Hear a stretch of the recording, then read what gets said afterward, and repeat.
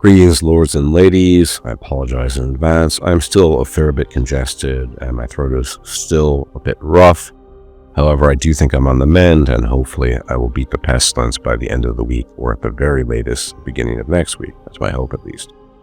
That said, I come bearing good news, and a multitude of news indeed. Specifically with respect to Dark Heresy. Owlcat has been slow dripping more and more information as time has passed, and the most important salient thing to say, for those of you who don't know, is that the alpha for Dark Heresy is available on the 16th of this month, so in exactly 2 weeks as of the making of this video. I am not telling you that you must get the alpha, but if you're interested in Rogue Trader and Warhammer 40k in general, you like Owlcat games, you enjoy their content, then I would say it's well worth it. Of course, it's going to be an alpha. You have to test it, expect many bugs. It's not going to be perfect. But from my perspective, before we launch into the news aspect, the alpha element allows you to inject your own feedback, which, mind you, Owlcat does listen to.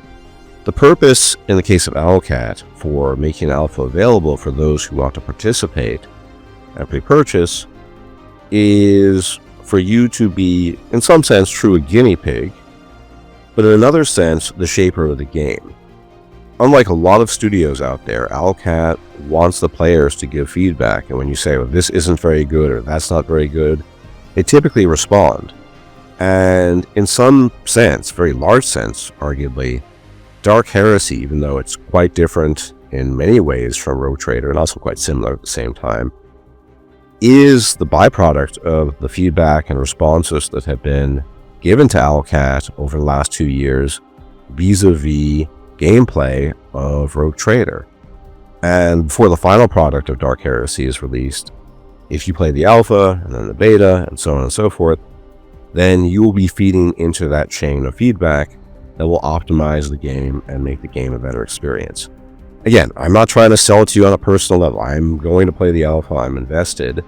But if you think along similar lines to myself, then frankly speaking, I think it's a good opportunity. And I do think overall, until Owlcat disappoints, they're a fantastic studio, my favorite studio, blah, blah, blah. Besides the point, it's a good opportunity. Anyway, for those of us who are interested and excited about Dark Heresy and the prospects of playing the alpha, I do come bearing good news. Now, the most important bit of news is the fact that Lord Slandered of Slandered Gaming, who's been on the ascension path for quite some time, had managed to procure a 50-minute plus interview with Starrok, who is a community manager at Owlcat, about Dark Heresy, in which many questions were asked and many answers were given. And what I'm going to do with respect to that is simply offer you my own breakdown of the revelations that were made apparent in that interview. On top of that, Revan, the Lord of all Rogue Trader builds, and presumably all Dark Heresy builds going forward, he is the build guy, de facto build guy for all things related to Warhammer 40k games made by Owlcat. He was there as well, and he offered some feedback and asked some important questions too. So go check it out in its fullness if you're interested, but I'm going to give you a recap of all the basic bullet points that were offered, and then we're going to talk about some other things. So, here's an important takeaway from Dark Heresy. Dark Heresy is probably going to be a more streamlined, shorter, or as far-reaching a game as Rogue Trader has been. Essentially, Rogue Trader is a type of space opera, right? You're playing the Rogue Trader, a super, super powerful magnate of sorts who can do more or less what he wants. And, well, you know the story, presumably, if you've played it. I'm not going to spoil anything. But Dark Heresy is a more streamlined experience, not in the sense that there's less content, but rather the design principle, the core design principle, is a kind of shorter but wider in the details, which is to say there's going to be more reactivity, more branching choices, and many more unique encounters. And decisions in the game of Dark Heresy are going to have a much more profound effect on tons of different things, including how locations look that you visit and other scenarios that play out. And I think it's not an exaggeration to say that that will almost certainly be the case compared to Rogue Trader, which is to say the reactivity in Dark Heresy will be significantly greater in Dark Heresy than in Rogue Trader, which is not to say that Rogue Trader is a bad game or had terrible amounts of activity. It's just that Dark Heresy amps that up a great deal. Now, the other thing is location. Dark Heresy takes place in the Calixis sector, which is near the Coronis Expanse, but it's obviously a different area of the universe of 40k. That's important to know as well. And when it comes to gameplay and combat evolution, there's a lot going on there. So that might have been, in my impression at least, the one thing that has changed the most going from Rogue Trader to Dark Heresy, at least as Lord Starrok, Community Manager, had explained. So there are a couple of refinements to combat and just gameplay in general. One thing you have in Dark Heresy is verticality. So it's possible to jump off of cliffs and elevated surfaces. You can climb to various heights, probably not so elevated heights, but you can still climb. That's new. You have, and this might be the most important part in my estimation, body targeting, so you can aim for specific areas, limbs, organs, that will produce specific effects in the enemies. So, for example, shooting legs to slow down enemies and their movement, and other things of that nature. That, to me, to my mind, seems the coolest new thing. The other thing that's been changed is the new armor system. So, armor in Rogue Trader is just a thing that mitigates damage, essentially. That's all it is, and it's cool, it's fine. But the way armor works in Dark Heresy, we've been told by Lord Starrok, is that it's effectively a layer of HP. It's a second HP bar. And you have to get through the armor first, and once you get through that armor, then you get to the meat, no pun intended. And presumably the meat is then a lot harder to assail and destroy. So I would imagine that the armor system, they didn't explain this, but the armor system will still be sort of rated in terms of percentage and, what it might be resistant to in terms of different types of attacks. Speaking on that note, they did say this, different types of weapons that are sometimes more effective against armor. So, meltas are very strong against armor. Knives can ignore it, presumably because you're going through various chinks in the armor and open areas, at least hypothetically. And so armor is completely reworked in this regard. It's fine. I don't really have a problem with either system, to be honest, whether it's just sort of a flat mitigation system in terms of all damage or a second layer of HP, whatever. It's an experiment. We'll see. And by the way, look, I think, and getting back to the feedback point, if we who are playing the alpha or even the beta say, look, we don't really like this layered HP system, we want the flat system back, it's better, I'm pretty sure that Owlcat would change it back to the flat mitigation system, just for the record. Now on top of that, you also have vital damage, critical hits to vulnerable spots, which, as you could imagine, could be very valuable to an operative, provided the operative gets a rework. And I think Lord Revan has been very insistent on this. He's been the most detailed in his explanations of what the problems have been, and I think if any change takes place to the operative, then it's going to be due to Lord Revan's input. But anyway, so vital damage could be really, really cool. I can imagine it being cool. Why not? You also have a morale system, which replaces momentum, and this affects all units, and it could cause enemies to panic or surrender, and it could even allow for an early resolution of combat with narrative consequences, meaning they might say, guys, we give up, have mercy, and you say, no, screw you, you're all heretics, go burn in, well, not hell, burn in somewhere. Those are options, apparently now, which I think is cool, and also adds a nice interactive RPG element. I think that's very, very nice. The UI has been reversed, so instead of the UI being kind of down, it's on top. But otherwise, the core-based, turn-based system is more or less the same or similar enough to what you encountered in Rogue Trader. There is not going to be any space combat. Now, space combat in Rogue Trader was fine. It was okay. It was kind of a take it or leave it for me. I did it for a while, and then I just kind of automated it because I didn't find it that interesting. But the reason why they're doing it is they want to allocate resources to focus on the investigative aspects of the gameplay on the ground as you're playing as a party and as an Inquisitor, which I think is a smart move and the right decision overall. Now, as far as character progression and classes go, there's going to be a leveling overhaul, which introduces specializations.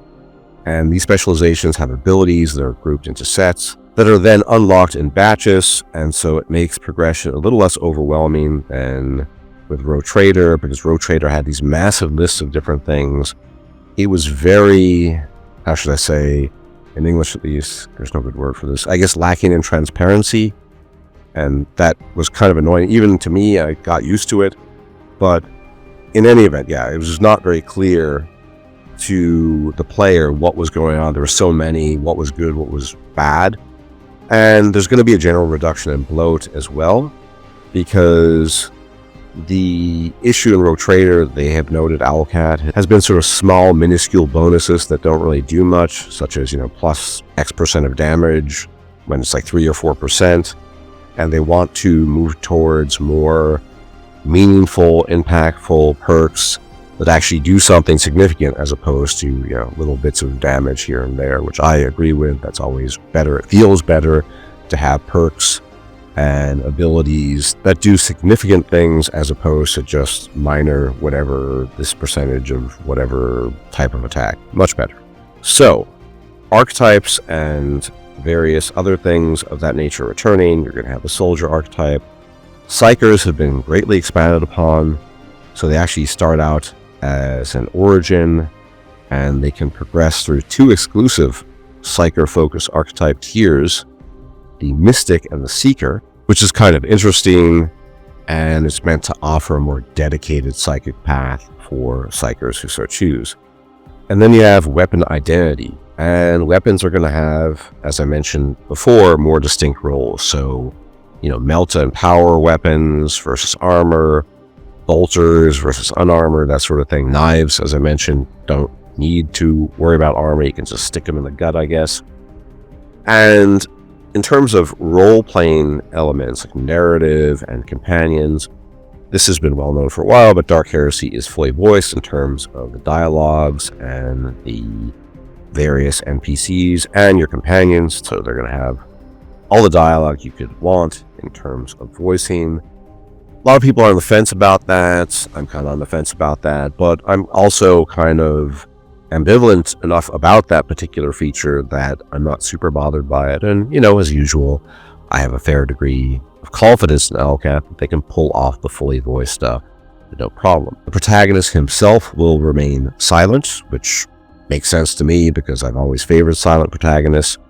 And it's also because, immersion with respect to the different voices when you're doing combat, what have you. And also, it just would be too expensive to have a voice protagonist for all those different types of voices. So in similar fashion to Rogue Trader, in terms of different paths or moral paths, dogmatic, iconoclast, and heretical, you're going to have paths you can go down in Dark Heresy as well, but they're related to the Inquisition, being Inquisitor. And there are 2 paths that were named, at least. Probably the Puritan path versus Radical, that's a guess. I mean, Lord Starrok did not reveal everything. And they're going to have different mechanical and narrative impact as well. And it could affect things like items, abilities, and even the type of companions you get access to, which is pretty cool. And specifically, I love that Owlcat is implementing this. It really gives you options, choices, and replayability of, am I going to be a Puritan? Am I going to be a Radical? And how does it affect gameplay long term? And I mean, the entire course of the game is affected by that type of decision. So, fantastic stuff. Party size is the same. It's basically 6 companions. In terms of number of companions, Lord Starrok was a little bit, he didn't go full into detail on that, but roughly comparable to what you have in Rogue Trader. Obviously, Lord Starrok can't tell us everything about the game, spoil the entire game. It is what it is, totally normal. And for those of you who are really annoyed by the fact that, say, in Rogue Trader, you would recruit companions much later on, and their stats would suck, and you couldn't do anything about it because of, no ability to engage in build progression, modify things, you're going to be able to recruit companions much earlier in Dark Heresy, according to Lord Starrok, which will allow you to have more and greater control over the build, maybe even full build control. For me personally, it's not a big deal because I use mods to respec people and companions, and so I don't care, but I get that a lot of people hate mods or don't want to use mods, so for that one reason, this is a great feature. And he also revealed that there's at least one companion that will be mechanically totally different from anything you may or may not expect. Lots of speculation on that, I guess. Who knows? And Romantis will exist for different types of character preferences. Not all characters are going to be romanceable by all genders and backgrounds, as is typical for Owlcat. That's totally normal. You know, not everyone is into everyone. That makes sense. That's how it is in real life, so why not in the game? In terms of the technical aspect and development, I've already mentioned this. Alpha is coming soon. No co-op in this case, not yet at least. There will be, already mentioned this, a whole bunch of improvements applied from Rogue Trader's launch going forward into Dark Heresy. The visuals and cinematics are upgraded. They already look better. You can see the animations are much improved, etc., etc. Nothing has been decided about DLCs or expansions thus far, understandably, I guess. And in terms of story connections to Rogue Trader, there will be some minor but familiar references to Rogue Trader, but it's still a standalone story and tale. I like that. So you're going to have this sort of interweaving, but not fully connected. In the same fashion you might expect, say, going from Kingmaker to Wrath of the Righteous. And you have much the same narrative team that worked on Rogue Trader. For example, the woman who worked on Marazai and Heinrichs for Rogue Trader, Olga Geromat, I don't know if I'm pronouncing your name right, I tried. And most of the other writers are returning. And finally, on the narrative end, Owlcat is consulting with the Master of the Night Lords in terms of lore, Aaron Dembski Bowden, who has been writing stuff on the Night Lords and is writing the Founders Edition of the novel. And I think Lord Starrok also stated, and this is a given, that he and the Owlcat team are super committed to listening community feedback, and it influences development. I already said this before. And guys, if you're into Owlcat games, you know, you like Rogue Trader, you like Warhammer 40k, consider wishlisting the game at the very least. And to offer some final commentary, my own, not related to the feedback, yeah, this is really good news. And I'm going to be covering more and more about Dark Heresy as the alpha is released, and a little bit before that. A lot of stuff's going to be going on this month, beyond, obviously, just Dark Heresy. You name it when it comes to games. You have The Expanse, you have Exodus, you have other things. Game Awards are coming up soon. But I have to say for my own part that I'm very much looking forward to Dark Heresy, arguably over Rogue Trader, even though I liked Rogue Trader a lot, because for a long time I have been yearning for a more streamlined type of CRPG experience than has hitherto been the case with a lot of games. I always bring up Tyranny as an example, which is quite short, but it has a lot of replayability, and in that spirit, I'm hoping that Dark Heresy is quite similar.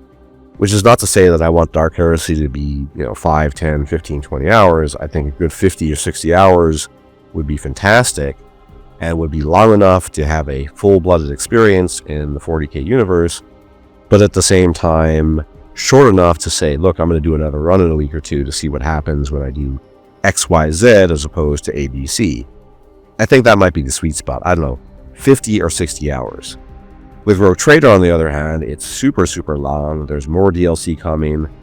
And by the end of the entire game, when everything has been fulfilled and all the content is there, I imagine Rogue Trader easily could be a 200-hour plus game if you do everything consistently, which is not too dissimilar to Wrath of the Righteous, and which is why Wrath of the Righteous, despite being maybe my favorite game in the CRP genre, is a tremendous slog. It is a huge commitment, and no joke, you can't just casually play it. You can't say, I'm going to do a playthrough and see what happens in 2 weeks. It could take a month or two. And so I like this pivoting, this transition to a shorter type of CRPG that nonetheless has a lot of meat to it. Streamlined, maybe, sort of, but it has a lot of content. That is my dream going forward for a lot of CRPGs, even though I love the gigantic epic ones as well. But anyway, that's it for all the news thus far. I will be talking a little bit more about the characters in subsequent videos. when it comes to Dark Heresy. There's more information on that. As always, thank you for tuning in. If you like my content and you like my takes, you can leave a like, comment, share, and subscribe. It's much appreciated, as it really helps out the channel. And I will check you out next time, hopefully without pestilence. Take care.